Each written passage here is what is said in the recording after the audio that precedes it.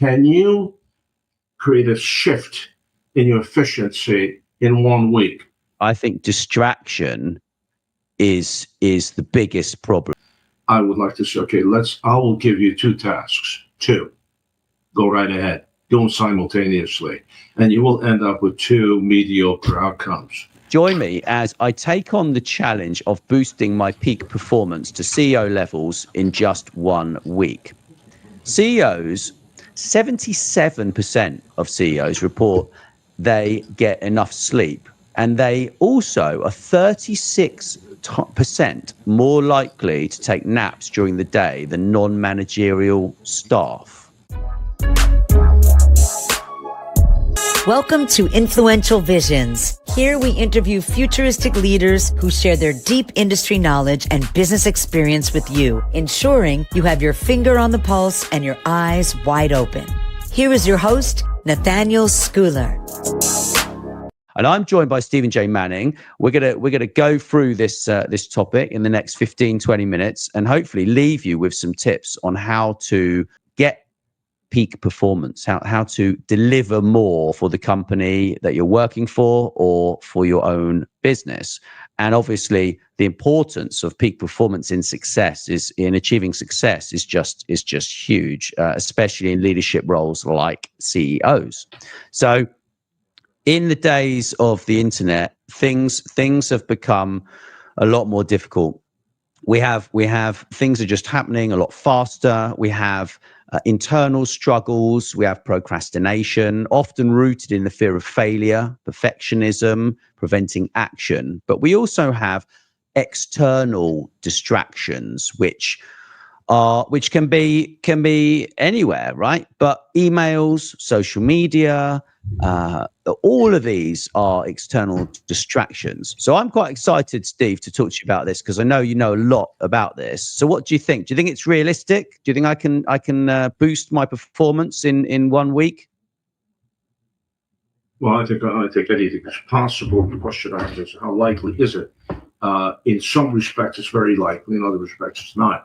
The reason I say that is because my perspective, man, I have been at it for decades trying to achieve what you're trying to achieve. And I look at it as very much a Lego set, a building block. In my entire career, because that's what you asked for a while ago, I can relate to 1 or 2 incidents where I ended up boosting my relevance, my output, if you will, in a quantum manner, maybe just twice or so, as opposed to developing over sometimes short time, but typically a longer time. Because so much of my life is deductive. There are a lot of brilliant people out there that I could listen to, talk to, read, that can lead the way for me, so I can follow in their footsteps. Every once in a while, we are fortunate. All of us are, if we look for it. The part about don't look a gift horse in the mouth. Well, you can't look at it in the mouth, you can't find a horse. Look for the darn horse. Then you might find a gift in the gift horse mouth. Every once in a while, you come to crossroads, some kind of confluence of events that creates this incredible opportunity that, excuse me, the vernacular does, in fact, separate the wood from the chaff, where some people rise. They see the opportunity rise and ride that comet, if you will. And that has happened to me just a couple of times, one time in what ended up being really relevant, instantly, and great relevance. And once it was just an incredible process that developed over a short time to where ultimately I benefited from as a leader, if you will. So, listen, everything for me is a testable hypothesis. Maybe you're 100% right. And in a week, we can really quantumly change our efficiency, our leadership efficiency, our skill sets you develop, you buy, you acquire, you experience, you grow to. To me, skill sets are always secondary to attitude.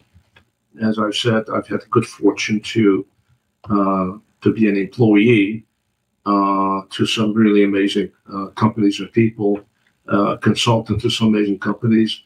And then I've also had the good fortune to be a leader in some.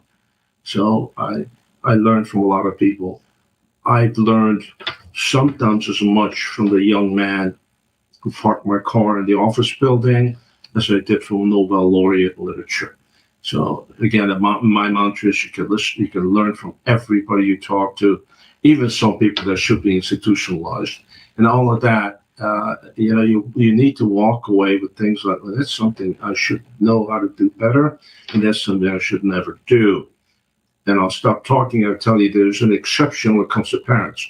I just wrote a whole piece about the influence of parents on our leadership skills. This is for leadership seminar for college professors.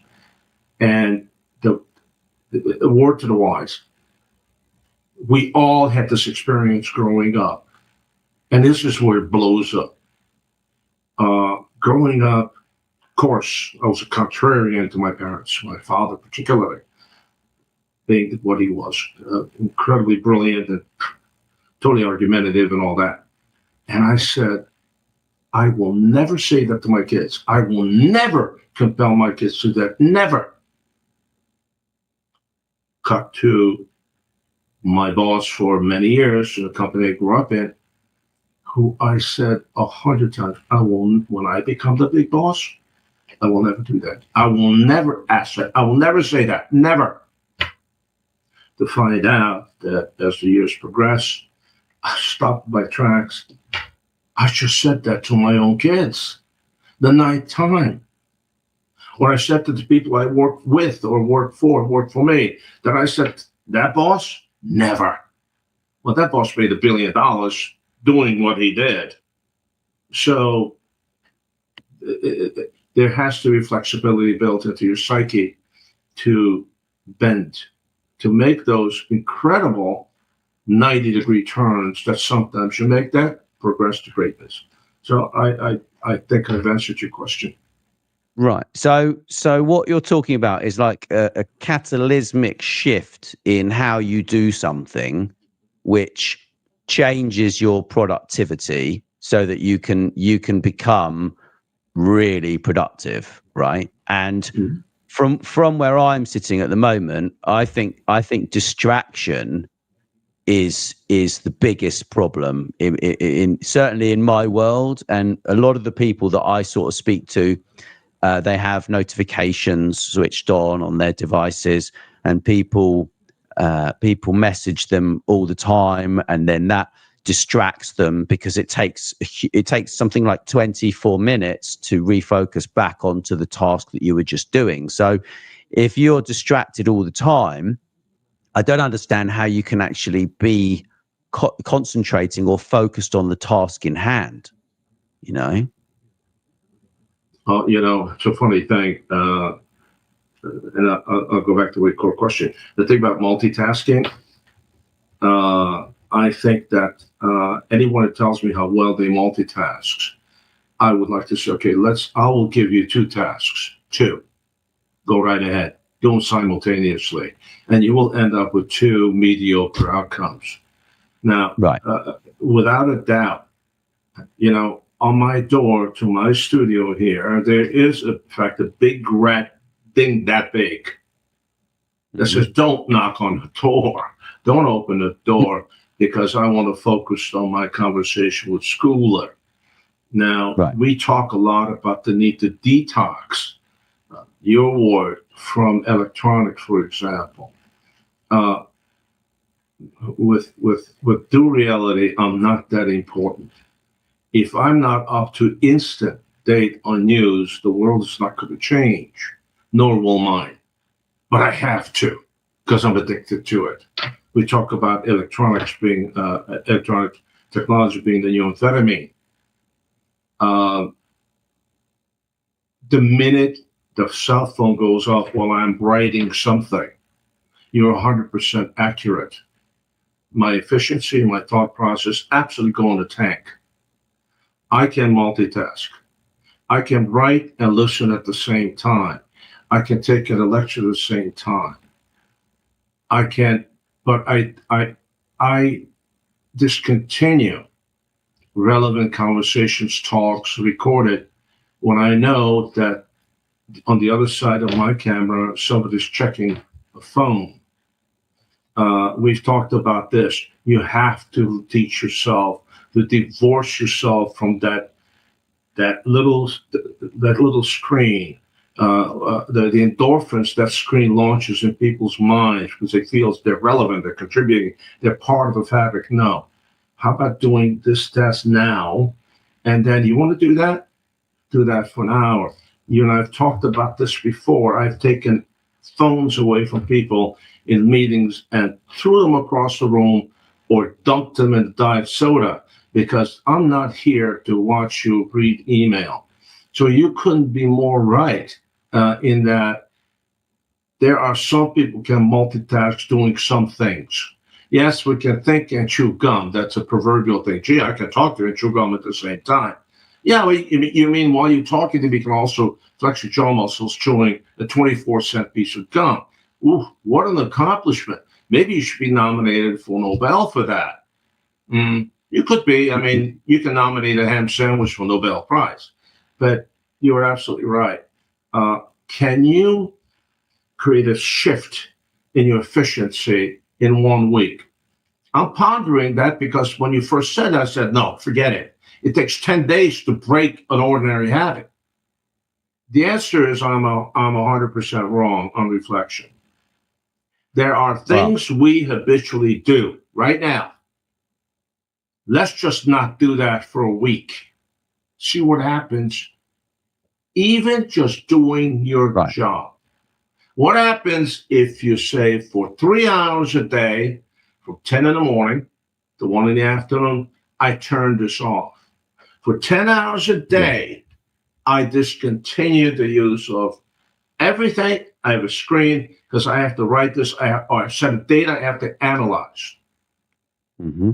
And the clarity that you will develop, it will take a day or two because all day long, the first day or two, you're hoping something will happen. If it's not happening, you turn the darn thing off.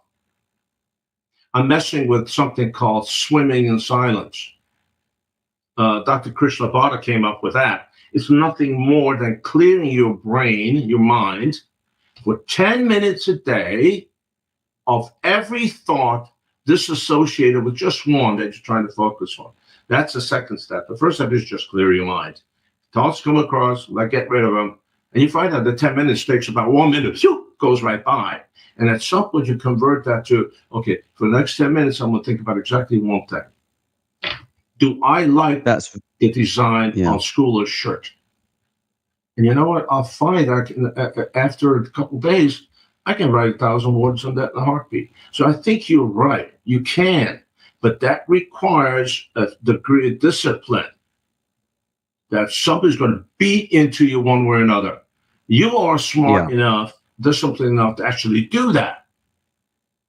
You know, of course, the most amazing thing is when I get the third text in 40 minutes, you haven't responded to my email.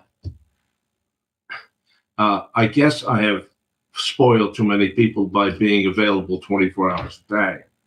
And then I need to learn to say, I respond to all my emails. It may just take me a couple of hours. Oh, well, okay. The client said to me, how's that going to work out? So you manage to be doing $4 billion a year without me responding instantly. Perhaps you can still do that if I respond in 4 hours. But I have come with, in the last 10 minutes, I've come around to your possibility of changing something over a week that'll make you a much more focused, much more powerful leader. In my life, as I said, a couple of instances where my life just changed as a leader, and I became far more useful to everyone I led, and far more powerful, if you will, in my life, small or big, whatever it was. That will happen. Back to horses again. Don't look gift horse in the mouth. Well, you know what? Look for the horse, and then look in its mouth.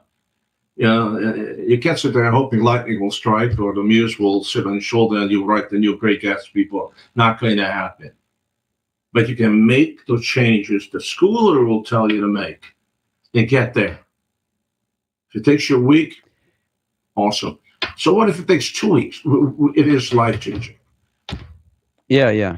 It's very interesting what you just said. Actually, what you just said. There's so much to unpack there. I'm not gonna go through all of it because you just said so much. But I actually think that the major issue is one of the endorphin flow from the social media, from the email, from the messages, from being important, from feeling important, from getting these notifications that boost your self-esteem. They boost how you feel, right? So what you said there is very close to actually having a phantom notification syndrome. They've actually proven on your phone that your phone actually goes off and you believe that you have a notification when it's not even notifying you of anything, right?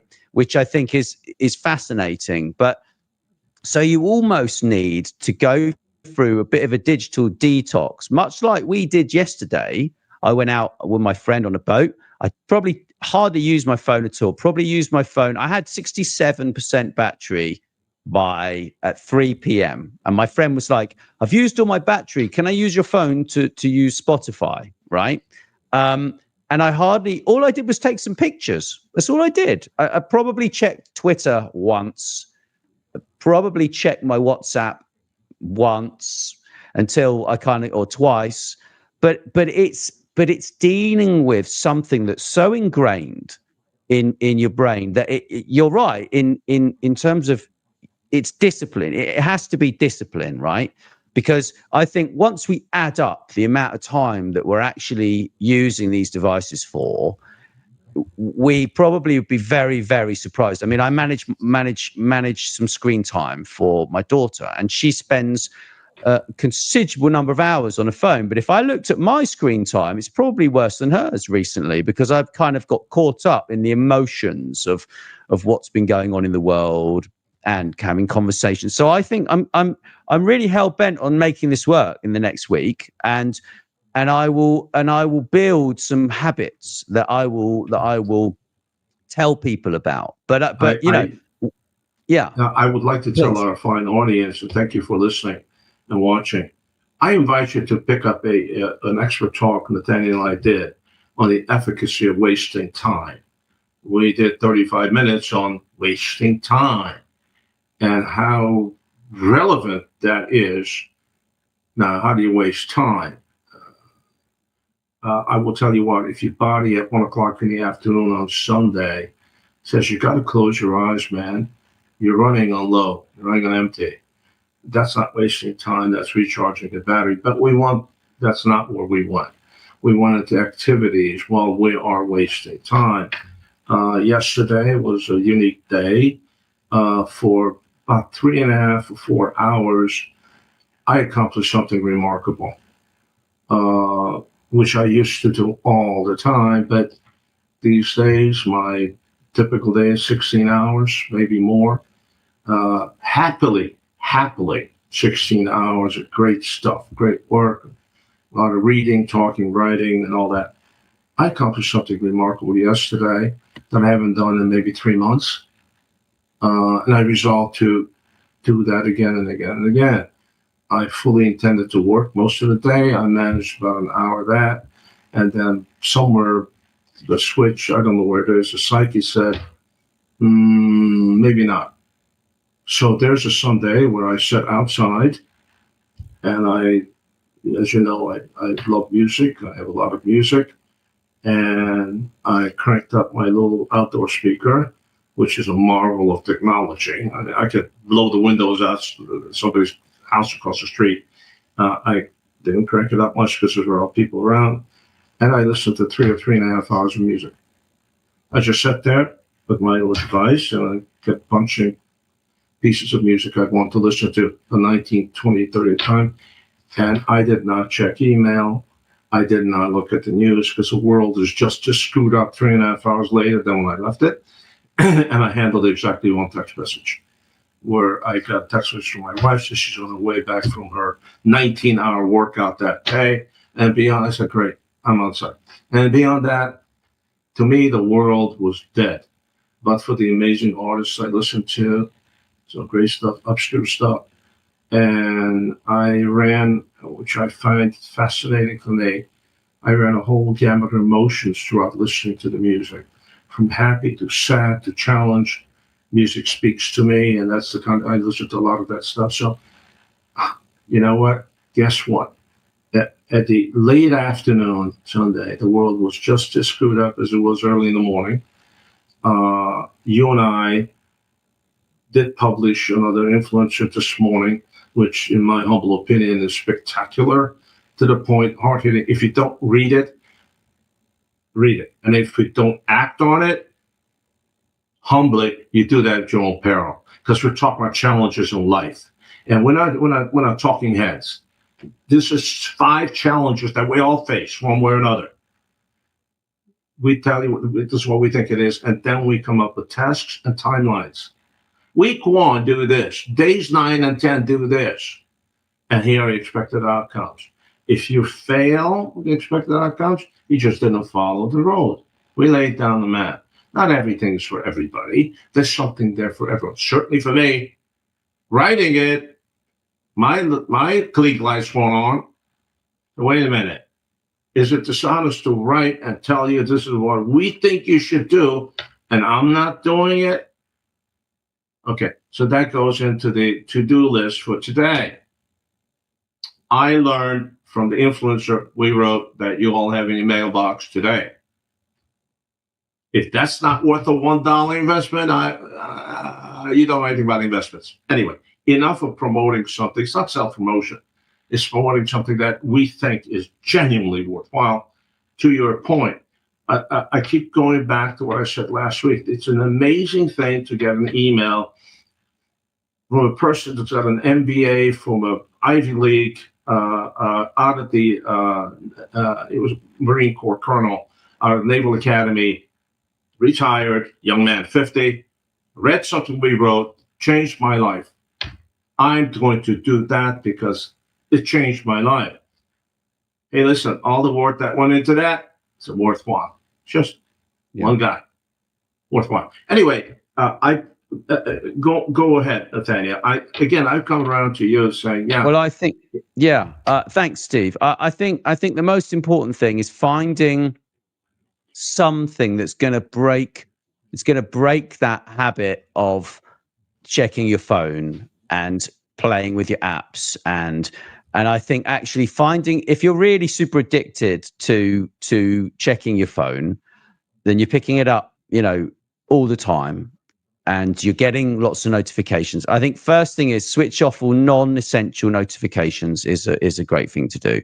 I think also find some sort of hobby that's going to remove you from actually needing that technology for an hour. I think is a good, or even half an hour is a good place to start. I also think music is another great thing to do. I think that fresh air is very important. But go back and listen to wasting time, because there are benefits of wasting time, and recharging is absolutely crucial. And if you want to go and get your Monday Influencer, your $1 trial, you should do that, because we have masses and masses of great content that we're releasing there. We have a career advisory service in there. We have the weekly digests and abstracts that come every week, and it's really life-changing for people. We've had so many people that write into us and they love what we're doing at mondayinfluencer.com, that it's actually very rewarding, not to mention the 20% of income that we give to children in need every year. So it's great. If you're listening to this, you should definitely go and check that out, and you can get more from Stephen and I and all of our great expert contributors. Thank you, Steve. And thank you. Thanks for listening, everyone. And do reach out to us if you want to comment on this video. Let us know what productivity tips you are working for you. Love to hear about that. And I'll tell you my progress next week. Thanks very much for listening to Influential Visions. Please make sure you share this episode with your friends and business connections. And don't forget to drop us a review wherever you listen. Thanks.